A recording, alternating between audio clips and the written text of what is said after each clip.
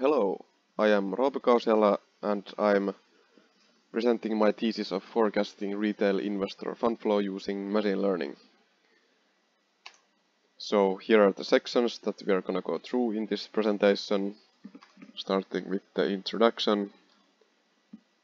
So first the meaning of fund flow shortly here. So it just basically means the capital flowing in and out of a mutual fund as investors buy and sell shares of it.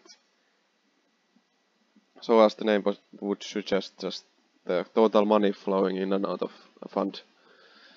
And the forecasting of fund flow would be very useful for financial services companies like banks, because, for example, the bank needs to have the liquidity ready when an investor wants to sell their shares of the fund.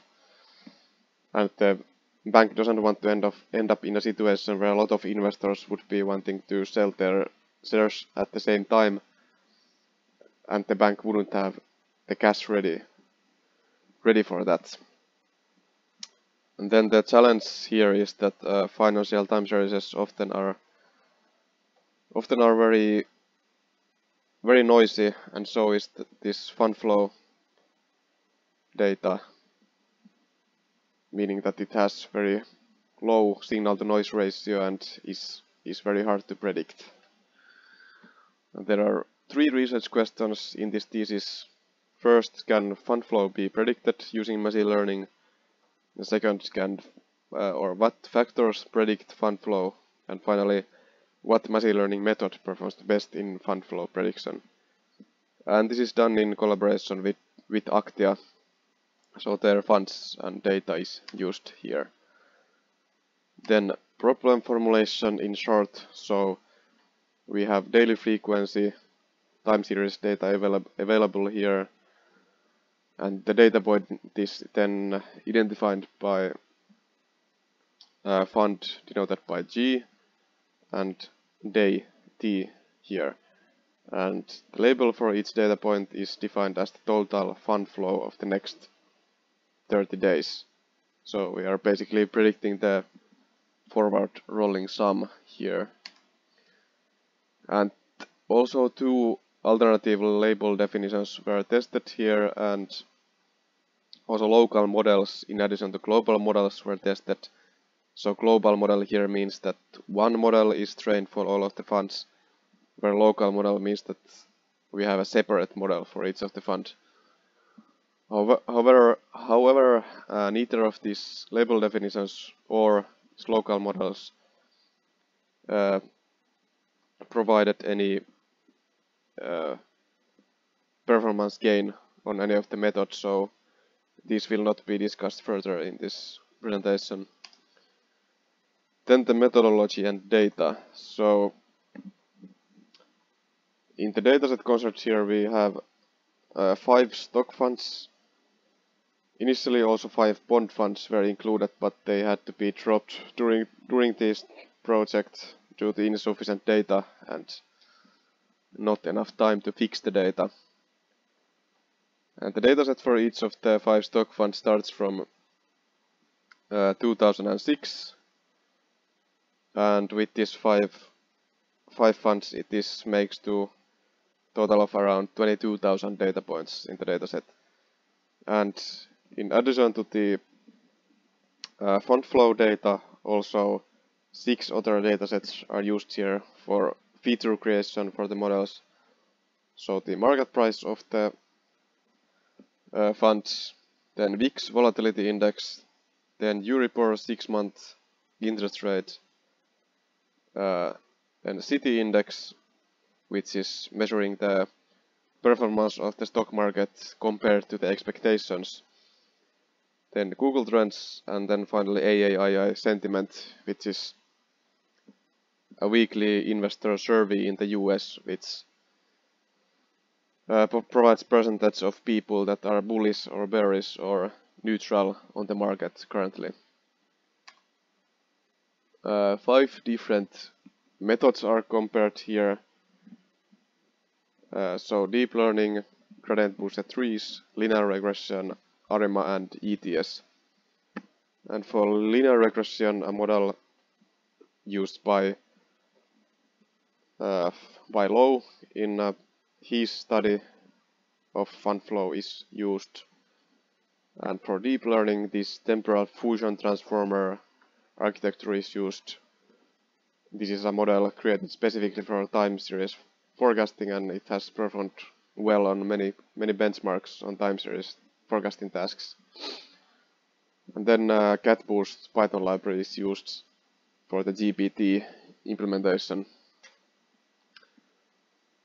Train validation test split is used for the evaluation, and the time periods for the splits can be seen here.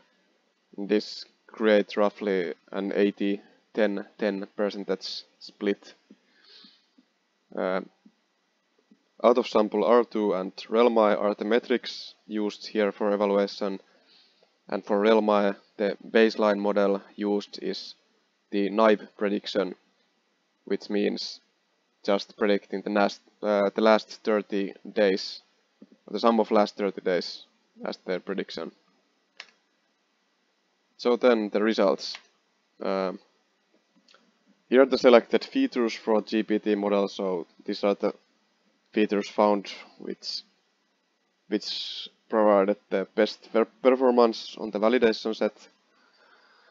So there are basically 6 types of features. So FunFlow today, then different FunFlow rolling statistics, then Citigroup index related features, then Fourier terms, which are like seasonal indicators, then return features, meaning the return of the funds, and then finally this difference of yesterday's STD of FunFlow to the average STD of last 30 days.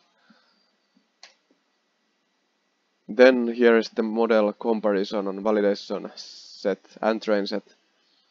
So we can see that TFT performs the best here, it is decently overperforming the naive forecast as RealMi is below 0, and also outperforming just predicting the mean of the training set, as the out of sample R2 is over 0.